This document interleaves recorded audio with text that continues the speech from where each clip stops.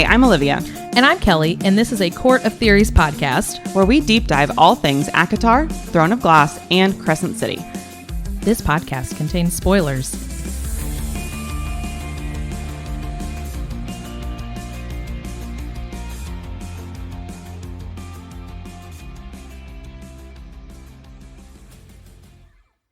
Your initial reaction, who did you think it was on the cover?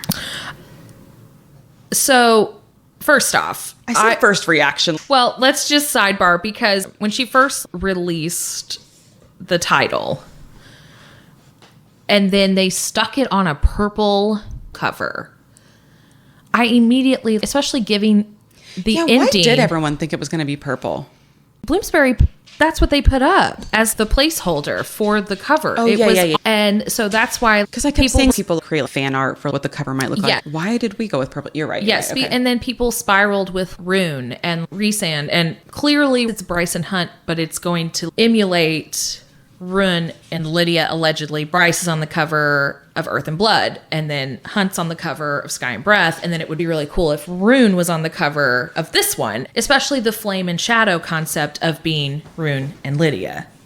So that I was like, oh, okay, we're going to have a purple dude given the ending of Sky and Breath. And then all of a sudden it was gold. But I definitely think that it's mirroring Lydia. My first reaction was... Also Aelin. I was going to say, my first reaction was, that is Aelin on the cover. You can't tell me it's not, because I think it's an Heir of Fire. She's literally called the Queen of Flame and Shadow. Yes. And I was like... But also... I remember. Halves and halves. It's the first one, Earth and Blood, you didn't really notice the split face as much, I don't think. Just the book coming out by itself. And then whenever Sky and Breath came out, it was much more blatant that they're a split in what is allegedly Hunt. I honestly didn't pay that much attention to the covers of either one of them. I didn't realize that either of them were split until I saw a theory video about how they believed that it was split on Hunt because of Thur. Yeah, but I think in Sky and Breath, maybe, there's some kind of comment about Hunt being made intentionally. Yes. And there was a theory that he potentially had two dads kind of thing. Oh, I never saw that theory. The maid and stuff, yes. I mean, clearly he has a mother, but that he was a combination of people. Okay. I didn't hear it as the two dads, but the combination. Yeah. That he is basically the third reincarnation. I can see that happening. But I had sent you that thing where somebody was upset about TOG, that crossover, that it didn't need to happen. But Lydia shares so many... The what crossover? Silver Flame? No, possibly there being more the bridge back to Throne of Glass. Bringing Throne of Glass back into the... Yes, into the mix, even though it's a completed series. Sarah herself in an interview was like, but is it? Right. Don't play me. And then you brought up the Marvel... all the good guys. You said that in one of our text messages after we watched some of those clips of her. Aelin's world didn't end whenever Kingdom of Ash ended.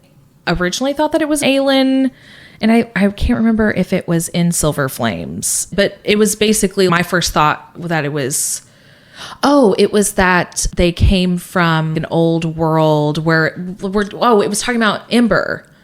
Like Ember's lineage, that it was a small kernel that worked through where Lynn was left with only one small kernel of her power. And when you sent that was my initial thought. Kingdom of Ash, I think Aelin, when you use all her power, and it says only an Ember remains. Yes. It may not even be that we see anyone come through a gate from Throne of Glass. I don't know if she'll go that deep, but I definitely think it will be referenced because the parallels between Aelin and Lydia, I feel like there's just too many parallels in some of their descriptions and their behaviors. I mean, she's the Hind and she's a boss bitch. Aelin as an assassin, she is not who she's portraying to the rest of the world that she is, and neither was Aelin as Selena. There's a lot of that character crossover, and then literally for the book to be called Flame and Shadow. Yeah. That's interesting that you bring that up. I didn't really pay tons of attention to Lydia when I was reading Crescent City. She piqued my interest from the go because this is going to sound silly, and she's too mean. And there was just something deliberate in her actions, especially whenever she was, quote unquote, hunting Sophie. There was just something about her actions. Letting her get away. Yeah. She's trying to keep up a facade for someone. Maybe not necessarily the super bad guys, but just everyone in general, which Aelin did too for Arabin, especially when her and Rune would meet in their dreamscape or whatever that is, and her literally being fire. That's why when you brought that up and it was the Ember, they were talking about that as Ember theory, I did not connect Ember. I was connecting Lydia. I freaked out when I saw that. At the same time, I'm like, no, that's too obvious. Yeah, her name is literally Ember. Yeah, but also we just don't really know that much about her. Who's to say that she's not related to Lydia? Right. And we don't know anything about Lydia's family or anything either. We have not been given... Or even, why was Ember even around the Autumn King? How did they even become entangled? How did they end up having a kid together? Right. And he admits to Bryce that he would have married her. He would have stayed with her. I have sat with him as a character before because he obviously is very much aligning with Baron. I know he's quote unquote groomed Rune to take over, but I truly feel he never expected for Rune to take over. I feel that while he's threatened by Bryce, because she's more powerful than he is after the drop, I think he knew that it was never going to be Rune. Yeah. Because the fact that he was still around for Bryce, he didn't ever try to step in and control her, obviously the same way with Rune. Even though the circumstances were different and he just gave up. You literally have what could potentially have been an heir, because they don't really have that male heir. I don't really feel like that mattered. Yeah. And so what does he know that has scared him to where he's just like, if she stays away, then she's away. But then when things were coming to light, that's when he was like, nope, you have to, especially whenever she tried to use the princess card. I feel like there's something along with him, kind of in an heiress sort of way, maybe not so much of a baron sort of way. Bryce Eris, is like delusion. Like she's... Yes, Eris is a dick. But we've seen he is also wearing a mask. Mm-hmm. And I think there's a lot of masks that are going to be pulled off in this book. Because she said it's going to be 50-50. And also some of those people, like, I'm sorry, some of those people that are upset about this crossover. It's her fucking book. Well, right. She can do whatever she wants. Yeah. And the thing is, TOG, she started writing that forever ago. She was young. You can see that portrayed in Selena in the early books. And then literally her character grows and Sarah's growing as well. Mm-hmm. She built that whole world first.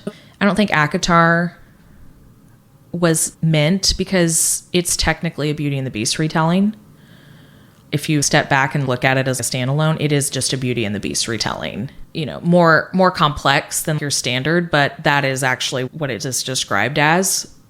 But then you move on in the series, and then that's when you start seeing those glimmers between TOG, especially when we get to Silver Flames. I feel like by the time we got to Silver Flames, she was full steam ahead in her plot to make this a whole universe.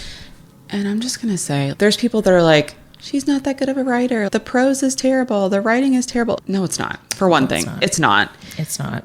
And another thing, I know that she started Throne of Glass young, but even still. Oh, yeah, no. I'm not shitting on the writing. No. I know you're not. Just to get it out there. Oh, yeah. How we feel about this. The storytelling is immaculate, yes. Which is what matters when it all boils down. If you have beautiful prose, beautiful writing, but then at the end of the day, there's no story, nobody's going to read it. Nobody cares. Right. But for this to be the way it is, and for her to have created the whole Throne of Glass world the stuff that she put in the very first book that is still playing out today, that's just another level. That's the planning, the way she's created all of this stuff and how it all flows together. I don't care what you think about her writing or anything, even if you hate the books, if you look at these critically, if you go through and read these and just take everything as it is as face value, I mean, yeah, you're probably not going to be super impressed. But if you start digging into literally any piece of this, it is mind-blowing. She is a mastermind. I don't even know how else to put it. And she really is. And I flew through ACOTAR and then Throne of Glass. Pretty much as soon as I finished reading ACOTAR, I went right on into Throne of Glass. That was my quarantine. Mm-hmm. And because that was a hefty quarantine. But I didn't make any connections because I was reading them as two separate series. Mm-hmm. I wasn't looking for that. Right. Because Crescent City hadn't came out yet whenever I was reading them. Or if it had, it just wasn't on my radar because I was just so into these and really trying to not see what was going on in the rest of the world. But once it was going wild, where you were slowly finding stuff to where you could see the mirroring of things. Mm-hmm. And we were talking about the Taylor Swift Easter eggs. Yeah. You don't always see the Easter eggs, or what you think is an Easter egg may not actually be an Easter egg. You've just created that. Mm-hmm. And I think she's done the same thing. I think that whenever she introduced ACOTAR, she was like, I'm going to make this into something. I'm going to make this... Mm-hmm. Because we've talked about Marvel do it. Yeah. But she can't. Mm-hmm. I mean, she can. I'm not saying that people shit on her for it, but nobody is shitting on the Marvel. Right, Marvel. Universe, or when we have a movie with all 4 Spider-Mans in it. But no one's shitting on that. Yeah. And it's also the other day whenever I sent you that thing, basically reading that if these were graphic novels or if these were a TV show, to me, I felt that was such a shit on her as an author and as just a creative mind in general. ACOTAR as a graphic novel would be beautiful. Throne of Glass as a graphic novel would be so fucking badass. And even Crescent City, the grungy, like, those would be amazing. But also the fact that I get to read what she has written, I see it in my head. I'm one of those lucky people that I get to build those out in my head. I'm making my own graphic novel. Mm-hmm. I don't need someone else to do it for me and tell me what these characters look like. I can do that on my own, and I can create this as a graphic novel in my head. And so trying to put a stop to her or not allowing people to have that enjoyment. Like I said, she may not show us Rowan or Aelin physically. They may not step through the gates, although that would be so awesome. If Aelin walked in and met Amren, or Manana walked in, I think that they would just shit all over that world. I don't think they're meant to come in. I think they're too powerful and they would probably just eat everyone alive. Mm. But I think that their histories, or because the Crescent City and ACOTAR are parallel, Throne of Glass is the past. See, I don't know. Allegedly. Yeah, I mean, that is kind of what I got initially. And honestly, I'm still confused about the time period for ACOTAR at some points. Obviously, Crescent City is futuristic. Yes. Obviously, Throne of Glass is kind of in the past. But then ACOTAR, the whole time I'm reading that, I'm imagining that as very Cloak and Dagger. Yes, me too. No electricity, like that. That's how I'm imagining a lot of it. And then in Mist and Fury, when Feyre's getting sick, she says something about the porcelain toilet. And I'm like, wait. Yes. You have toilets? Yes. Also, that was one of my first things where I was like, oh, a toilet. Mm-hmm. And I kept... You're going to laugh. I definitely went a blood and ash and was like, are there going to be showers? Are we going to have showers in some places? So I truly think that there's probably showers. Reese is just a tub man. He's a bath boy. He's a bath bat boy. I knew you were going to say that. Okay. Cassian is definitely a bath boy. 100%. He would drop that bath bomb in so fast. He would scoot over for Nesta. Anyways, neither here nor there. But I'm yes, there, mentally. You're like, I am there and here. I can't remember who it was that they created that timeline of showing when some of the big things happened. And they even took it all the way back to the Asteri, I think, whenever they first came to the Crescent City world. But even then, and I don't know if I was just stupid and was trying to follow it, but I'm still trying to figure out how it lines up. And I don't think we're supposed to know right now. Yeah, and I think that she kind of put some things into play with Meryl in the library in Silver Flames, because whenever Gwen is kind of explaining to Nesta what she does, and she starts talking about Meryl's work, and she's, even I can't explain it, but she's talking about time and how Meryl's studying, like, that there could be up to 26 different layers, basically. Yes. But she makes a comment that we could be living on top of each other and not even knowing it, essentially. Yes. So, like, all these things are happening, like, at once. And I kind of feel like for you to bring up, that ACOTAR was originally, could have been a standalone, like, it's a Beauty and the Beast retelling, all that. And now that I'm, like, thinking about that, I hadn't really thought about that, but really you don't start getting, like, much involvement or, like, much history on Prithian and, like, that world until, well, I say that, but then also Feyre kind of makes a comment about the big, like, tapestry that Tamlin has, like the mother pouring it out of the cauldron to create Prithian. Right. So I guess she kind of planted a little bit of something, yes. But I feel like we don't really get a lot of the history of any of that or any kind of tiebacks or callbacks that could even be tied into the Throne of Glass world until we get to Mist and Fury. And whenever Feyre starts going to the Night Court and talking to Rhys, and then he kind of explains a lot of it. So I think it could have potentially been a case where ACOTAR couldn't stand alone, and then it was actually, let's build this out, and then she kind of started, because in Mist and Fury together. She recalls back to the tapestry in Tamlin's mansion. It was one of those where if it's like, well, if this falls through, it can be by itself, but oh man, but also it's there. I'm building it up. And then that kind of makes me think, like, we were talking a lot about, you were saying people are like, leave the Throne of Glass world alone, like, don't bring it. Again, it's her fucking book. She can do whatever she wants with it. But also, you saying that you read them and you saw them as two totally different series. I personally would not have made any connections if I hadn't read stuff about it online. But I almost wonder if she wanted to make the connection obvious by making Aelin fall through Prithian. And making that call back, making the connection, because she's like, hey guys, I've been making these connections this whole time and you're too stupid to say it. Right, and I know that Rhys, and then he kind of explains a lot of it. So I think it could have potentially been a case where ACOTAR couldn't stand alone. And then it was, actually, let's build this out. And then she kind of started, because in Mist and Fury, together. She recalls back to the tapestry in Tamlin's mansion. It was one of those where if it's like, well, if this falls through, it can be by itself, but oh man, but also it's there. I'm building it up. And then that kind of makes me think, like, we were talking a lot about, you were saying people are like, leave the Throne of Glass world alone, like, don't bring it. Again, it's her fucking book. She can do whatever she wants with it.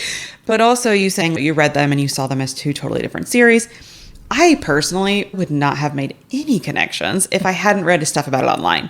But I almost wonder if she wanted to make the connection obvious by making Aelin fall through Prithian. And making that call back, making the connection, because she's like, hey guys, I've been making these connections this whole time and you're too stupid to say it. Right, and I know that Here it is. The fan base, I think, because they basically, she was doing with Throne of Glass and ACOTAR what she's doing with ACOTAR and Crescent City now. Maybe that, again, wasn't her full intention of doing a full universe, but then the fan base being like, it's almost over. Give us that crossover. That where it clicked, where her brain was like, oh, I can do that. That would actually be really cool. And so while it's a small moment and it's not like in your face that it's Feyre and Rhys standing there, also Rhysand's like, whoop, slow down. You know what I mean? If you'd never read ACOTAR, like, and you read Throne of Glass, all of that, you would never think anything. I read ACOTAR and then Throne of Glass, but I never went online and saw that it was supposed to be that moment, that they were supposed to connect. Like those small, negligible things that... I was like, oh, that's fun. Those are her two things. That's fun. Where I'm like, oh, that has to be them. And then I move on because there's a shitstorm of things happening in Throne of Glass. I was like, okay, well, that was a sweet moment. Now I need to keep going because I'm getting mind fucked by what she's doing here. But yeah, don't chastise the woman for, first off, giving the people what they want. Because as a creator, that's what keeps your people happy. But then also I'm like, can you imagine sitting there and reading that that's what people want, and then you being like, holy shit, that's a great idea. Let me just, Charlie Day it up on my wall and start connecting all of this stuff that I've already built, and I can build it any fucking way I want. And I connect these any way I want. But I do think that she knew what she was doing. Yeah. Like, especially with Crescent City, because Throne of Glass, she already had that laid out. ACOTAR, and then she did that little tiny baby crossover.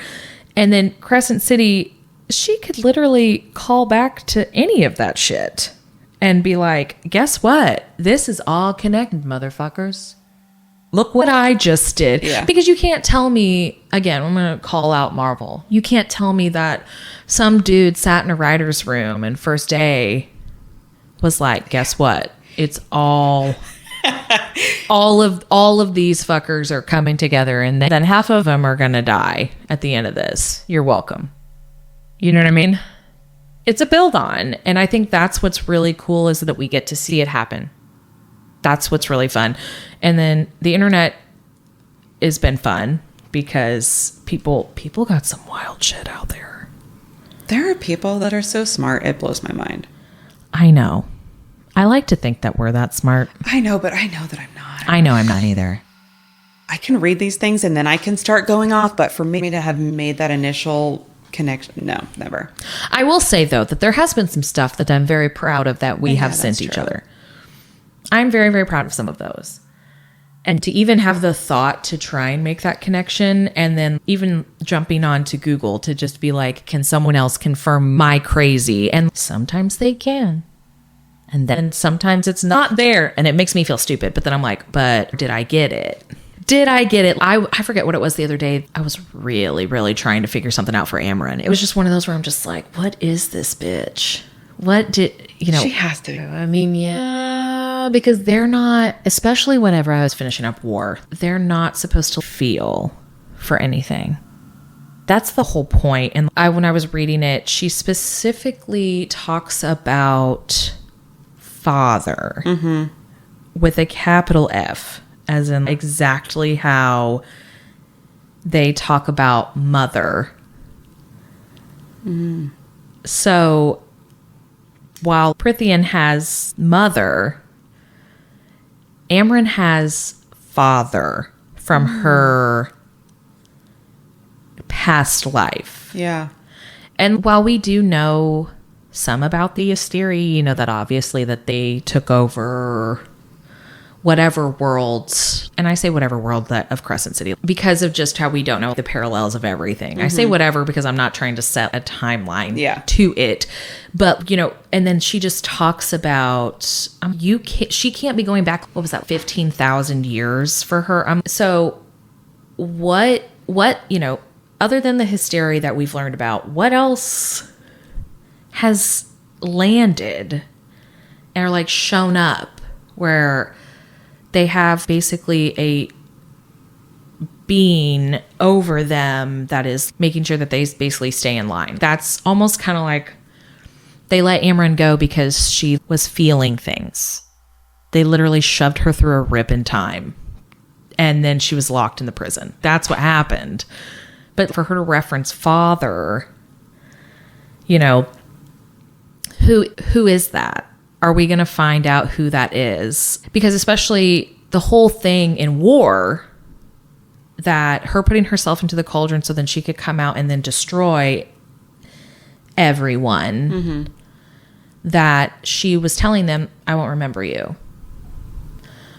But then literally Feyre says that she comes out and makes eye contact with them and almost her face says, I remember you. So was she just believing that that's what would happen? But she believed herself. So she believed that herself, but then came out and was just like, I can't hurt these people because I know that I care about them. And then her description is too angelic when she comes out. I wonder if she gave that explanation because she knew she would die and she didn't want them telling her not to do it, essentially. Maybe. Because Rhys has always said, if he could send her back, if she wanted to go, he would do it if they knew how to do it or whatever. So I almost wonder if it's a situation where she knew she would die. So she just said, I wouldn't remember you. I wouldn't be in this body. But at the same time, she's gone. She's dead. But then Rhys also dies. And Rhys said he asked her if she wanted to come back. He reached out a hand and brought her back with him. So it's like she did lose all her powers. So she could have just been gone or go wherever they go after they die. They don't know. Yeah.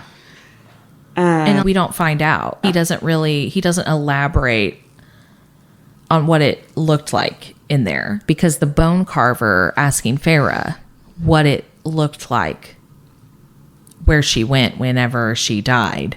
And she won't tell him. So then when that happened with Amryn and Rhys, why is no one telling us? Is it because you're in what is considered in Crescent City as hell? Mm-hmm. And it's just kind of that like nothing. You know what I mean? So I don't know. So now my brain is do. But yeah, so I don't know. I feel like that we need to know more about mother and father. Also, they know each other. They meet on the dance floor. But yeah, so I don't know. And then the fact that she came back and she remembered everything. I know he invited her back, but it was like she came out and allegedly didn't remember anything. But then she died and then came back out again and remembered everything. So it's like she just knew she would die once it was over. Yeah. And I didn't even think about that she was just trying to protect everybody. Mm-hmm. Like a thing where she knew that that's what was going to have to happen for them to win, essentially. Yeah. But that they wouldn't want her to do it. Yeah. And I sent you that picture of that art that somebody did. And literally she is described as an angel. Which I think that Sarah has actually said in an interview before that she's modeled after a biblical archangel. Also, she has such a problem with Starfall. Yeah. And so that's the big red flag for me. Because she's an Asteri. And like an Asteri is compared to angels. Because, there is some mythology that, while yes, the fallen angels, but there's a lot of mythology that angels aren't necessarily nice, that they are warriors and that they are obviously under a higher command and they are the controllers. Which is why they bred the Malachim in Crescent City. Yes. Essentially like the pretty feathered winged version of Illyrians. Yes. So again... Or just what's up with the Illyrians? Right. What is because we have peregrines too who are feathered. Yeah. But I don't feel like that they're even in the same category. You know what I mean? I don't. Is there anybody winged in Throne of Glass? The Wyverns. Well, are Illyrians descendants of Wyverns? Well, they are vicious. Well. So, I mean, no, I was literally like, Rowan. JK. I knew what you were asking me, but I immediately was like, well, Rowan has wings. I don't want to. Did Manon and Abraxos hook up and then don't. The first Illyrians? No, that is her in a field of flowers. Hey. I mean, listen. No, that's her baby. Yeah, that's gross. Yeah, that's gross. That's like red. Are you kidding me? But no, I don't think there is. The Asteri, they be old. But you have, that doesn't mean that in Throne of Glass, because you have the Valg. Sorry. Jesus Christ. I knew the way that you were looking at me. But the Daglin, I think, potentially, Because I'm like, could be the Asteri of the Throne of Glass world. and yes. And also, they take over bodies. They're almost parasitic. And so it's like their true forms, some of them could very well be winged in their like true forms, and so it's, because they kind of talk about that with Rhys, even though he has his wings because he's half Illyrian, but his super scary self also has the talons, and Rhys is the night version, and then Helian's the day version, and they're both these creatures. Beast form, described as a creature of gold feathers, shredding claws, and feathered wings. Okay. He is said to be the opposite of Rhysand. Yes. So, okay. Night and day, that makes sense. Lucian's dad. But anyways, that's... And I was literally waiting for you to make that connection. I'm like, okay, you said it, that I said it, and then you said it. Whenever we go to start like recording this first episode, I'm like, let's just keep it really, really simple and really. It's literally impossible. Yes, no, I know. When you said that, I was like, okay, if we can keep it contained, let's. I'll ride that wave with you. But no, It's impossible. it's impossible because number one, there's so many characters. Yeah. Also, like. Okay, so we're gonna go to Throne of Grass, mow the grass. That's which one did I say? Anyways, I don't know if I got it right the first time, but no one has really talked about Dorian and how he literally has raw magic. He has his shadow hands. He has all of these things. Aelin, she gonna take the spotlight. But I'm like, have we ever thought about descendants of Dorians? That he has all of these shadows. Him and Manon, if they are able to have offspring. We were just comparing Rhys to the witches the other day. Right. And so it's like, and then I know there's all these like, and I'm like, Dorian had unhinged power. You keep saying that, and it keeps making me think about Rhys telling Feyre that back in the day, Yes. the Fae were more elemental. Yes. And which takes you to like Aelin with her full-fledged fire.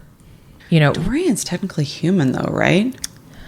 Allegedly, but I'm going to tell you right now, he Ain't no way. ain't no way. Like, he allegedly is, but we don't really know a whole lot about his lineage. That's true. His dad is taking over. The king is taking over the entire time. Because him and Aelin have common ancestors, so how is she Fae and he's not? Exactly. Okay. It could very well be another he's half Fae kind of thing. Because also, think about this. Selena didn't know she was Fae. I think did she not know at all? No, Or did it was know like she it just was like chose to stay in a human form? no, it was like repressed. Okay. And then she was technically mortal for like that stint until she made the drop. Basically till she made her version of the drop. Yeah.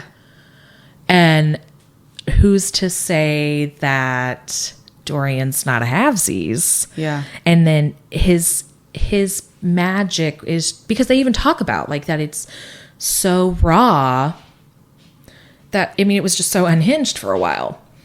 And then he had to learn to control it. And then that's whenever he had, the hands, or like and so they were like described as invisible, but then sometimes I think that they might have even been described as shadows, or it was just like a whisper. So I'm like, okay, there's like night court shit. But for real, we don't know his lineage. We don't know, again, timeline wise, we don't know where we're at in a timeline. in comparison to either of the other worlds. But it always did kind of stick with me that we don't know about him as a prominent character. We hear so many other backstories for almost all of the other characters. We see, you know, even if it's just like little brief nuggets of stuff, it may not be like, oh, let's sit down around a campfire and talk about, you know, all of this. Because you think about it, we build the entire time on Aelin, on her history, on her. And then you learn more about Rowan and his relationship with Maeve and the cadre's relationships with each other and with Maeve. And as that grows, or like where kind of they came from. But you don't really hear that about Dorian. And so what the fuck is he?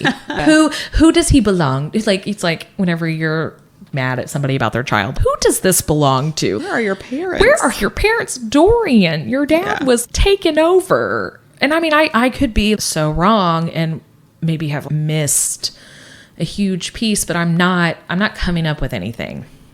We hear all about all the different witches. We hear about all of these things, but I'm like, he has some bizarre form of magic that nobody knows where it fucking came from. He didn't even know that he had magic until he basically shit it out. Like, he woke up one day and was just like, whoa. And it, you know, it's like, you know, like Yrene, she has such strong healer powers, and it's kind of one of those where it's like, why is she superior to others as well? And she may not be so much of a big piece in the puzzle, but there's some real magic that we're not addressing in some of these characters. Yeah, I mean, knowing what we know about Crescent City now, she's got some parallels with Hypaxia. Like, she's a witch. Yes. So, again, they were more elemental. Was she more of like, maybe not fully considered a witch, but elemental in that sense of healing, because she was holistic and she, you know, had all of these healing powers that were superior to even some of the best healers who had been doing it their entire lives. And she was so young. And so she was just another character that, between her and Dorian, you're like, where did this shit come from? And how is it going to play? How is that going to play out? Are we going to basically, again, maybe not see Tia G characters show up, quote unquote, physically, but we're going to learn so much more about their lineage? Because I do think that there is a big play in, like, Aelin fell through the worlds and Bryce went across. So I think that Aelin fell through. I don't think Aelin's going to fall through again. You know, that storyline played out. I don't think we're going to do that again. But I think that maybe Rhysand will remember that and they'll look into that. I mean, would that not be cool though, where he's just like, you know what, that one time there was, like, he's talking to Nyx and he's like, you know what, that one time before you were born, me and your mama were standing there, and then all of a sudden this lady just fell out of the sky. Yeah, which is interesting because Aelin says that he reaches out a hand almost to slow her down. Yes. But the story that he gives literally everybody else that witnessed it is that it's a red star, it's a bad omen. They're freaked out by it in Silver Flame. They think something bad is happening. Yes. And I think Rhys that keeps secrets. Yes, and he does. He keeps so many secrets. And it's also like, okay, so maybe it really truly is a bad omen for Prythian as a world. Maybe it was because of just the domino effect of things. Even though Maeve is gone, Maeve is just, you know, destroyed. What domino effect is that going to have? Who is that going to affect? Because also, we don't really know where Amarantha came from. Wait. That just made me think of something. Okay, so that made me think of something because Sarah has given an interview and said they're going to have to face the consequences of Nesta saving Feyre and Rhys and the baby. Yep. And she used the harp with the 26 motherfucking strings, just like the 26 whatever that Clotho, or not Clotho, what's her name? Meryl says there is. Yeah. So Nesta stopped time for them with the harp. So whenever I heard that from Sarah the first time, I was initially like, oh, great. Now somebody's going to die because Nesta saved whoever. Right. It What if doesn't she- what if necessarily she just, mean like- yeah. What if she just it's like something that's going to happen in the world. opened up shit in other worlds? Yes. And, like, fucked up. Oh my God. Because that's the thing. I mean, Silver Flames addresses the shit with Nesta and the Cauldron, obviously. But you think about, even if it was like, what was that? Pretty much a year in the timeline between War and the total timeline of War and Silver Flames. That's pretty much a 12-month window for both of those. It may be a little bit longer, maybe 18 months. But from the time that, even in Mist and Fury, when Nesta steals from the Cauldron, allegedly, I mean, we saw that like it was sucking in the world whenever they broke it in threes. But also I feel like that the three has something. But anyways, your numerology that we talked about earlier, that the three has something. But the consequences of her, because a whole piece of the Cauldron was missing for how long? And they talk about the hole being ripped in the sky. Yes. And also when the Cauldron broke apart, it was trying to suck everything in. When it was missing that piece, what was happening or what wasn't happening that should have been happening, that she had it the entire time. That's why it was like calls to like. That's what they kept saying the entire time. But I think that there is something so much deeper with Nesta, even just in general. We kind of talked about, we don't know anything about their mother. I mean, we've met her in memories, but she favored Nesta so hard. And like the fact that Nesta did not fall under Tamlin's glamour. She literally was like, what the fuck is this? And Elaine's like, what? Like, Yeah. the dad's like, I'm gonna get on a boat. See ya. Like, sorry. I mean, he did show up. Like, good job, Dad. Way to show up at graduation. Yeah. And you missed everything. Thanks for naming a boat after me, Dad. Yeah. Anyways, I have a lot of feelings about that, and we don't have time for that right now. But who was their mom? Who was their mom that was, and I know firstborn daughters in history were like, oh, well, those are the most sought after. They're going to, that's how we're going to stay afloat. They're going to marry up, blah, blah, blah.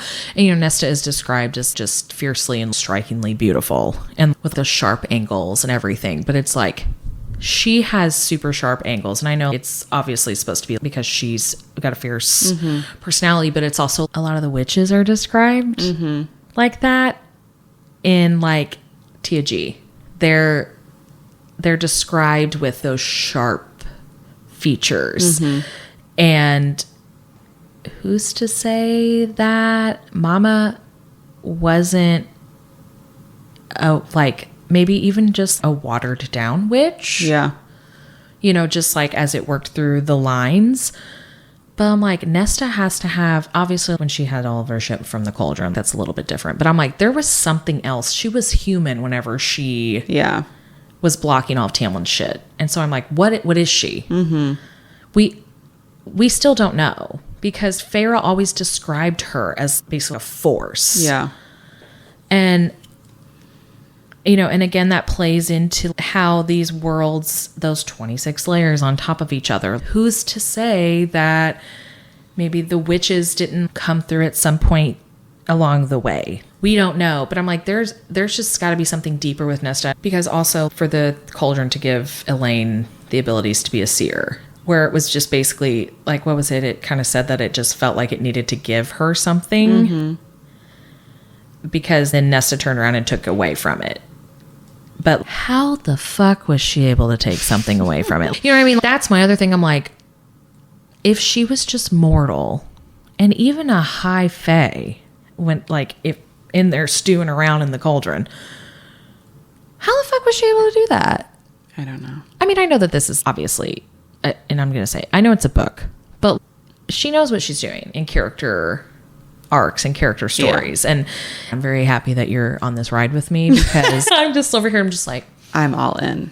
I do. I think that there is so much more, because in Throne of Glass, we witches are so prominent. Yeah. It's a very prominent thing. There are different clans. There's all these, and then it's just like all of a sudden they're not there anymore. There's none mentioned in Prithian. But then I feel like if we're ever going to end this episode, we need to make some kind of connection and then shut up for next week, because otherwise we could keep going forever. I know. But it's 10 o'clock. Yeah.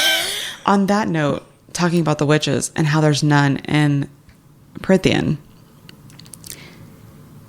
Hypaxia is a witch in Crescent City. Yes. She's a healer. Yes. Irene in Throne of Glass is a healer. We don't know if she's a witch, but she could be. She could very well be. Maja is the healer in Prithian. Mm-hmm. We don't know jack about her. We don't I know looked shit it up. about We shit. don't know nothing about her. But like, why is she so good at her job? I don't know. They specifically talk about how old she is. They make a point to talk about how old Maja is. And I mean, clearly she's seen some There stuff. were even comments that she's aging. Like she looks like she's aging. Yes. Which, as a high fae, she shouldn't. But the witches, if you talk about like... she has wrinkles. Yeah. She's described as ancient by Feyre. Yes. And like the witches, the different witches from the different clans, some of them are described not necessarily ancient or aged, but you know, they have the gray hair. Also, Yellowlegs, that bitch be scary. I've pictured The name her, of that woman was almost enough to make me DNF Throne of Glass when I started. Oh, the Yellowlegs? I was like, Baba Yellowlegs, are you freaking kidding me? I'm glad I didn't. I'm But I glad you almost did. didn't. I'm glad you didn't. But like, do you want to know? Do you want to know at first what I pictured Baba Yellowlegs to look like? Like, just while we're on that, you've seen The Sword and the Stone, Disney's The Sword and the Stone, like King Arthur. I want you to Google the witch in The Sword and the Stone right now. And that is, she's fucking nuts, man. So she can shapeshift and she can do all this shit. And she has this weird eye thing that they change like weird colors and stuff, like her and Merlin. There's this whole scene. And literally that is that is who I imagined Baba Yellowlegs. Because number one, her name, hilarious. Number two, I was like, she's insane. She's absolutely insane. But it's like, That's amazing. anyways, but yeah, we have these three, and obviously at the end, Manon is the queen of the witches, but it's like, we have these very prominent witch families, and they're not, they talk about whenever they're, you know, kicking each other's asses for like their wyverns and stuff, and there's all these people looking down and all this shit, they didn't just disappear. And unless there's some weird Salem witch trial thing that we don't know about, like at some point, but nobody ever, and like even like later, nobody ever talks about, you know, if there was like basically a mass exodus of the witches. No one ever talks about that. But it's, there has to be something that pops back up, because also you can't tell me that Hypaxia is the only fucking witch. Like if we're jumping forward to current times, basically, you can't tell me that that she's the only one. Or like it's that small of numbers. Like where the fuck are the rest of them? Okay, we're going to put a bow on this. Here's our connections that we're going to walk away with for today. Connection corner. We're going to talk about the light and the dark for each series. Okay. So Throne of Glass, Aelin and Dorian. Aelin and Dorian, 100%. Aelin is the light, Dorian is the dark. Yep. Prithian, we have Rhys, we have Helion. Yep. Because we still got a lot with Lucian, or like Lucian, that we're, yes. Lucian. I've heard it Lucian, Lucian, and I was like, you know what, I'm going to give you both. Yes. You choose. You choose which one you want. I don't know. Yes, because I think there's so much more that we're going to find out about Helion, because I think we're going to find, maybe not in this Crescent City book, but we still got a whole other ACOTAR book that will come out. Okay, shut up. We gotta sorry. I'm passionate. I know, this is me too. passion. I could talk about this for 3 days straight. Well, we have, like. I know. And then we're going to get to Crescent City. And we have Rune. Mm-hmm. And we have Lydia. Yep. So, to draw a nice parallel, put a bow, to say that we accomplished something today.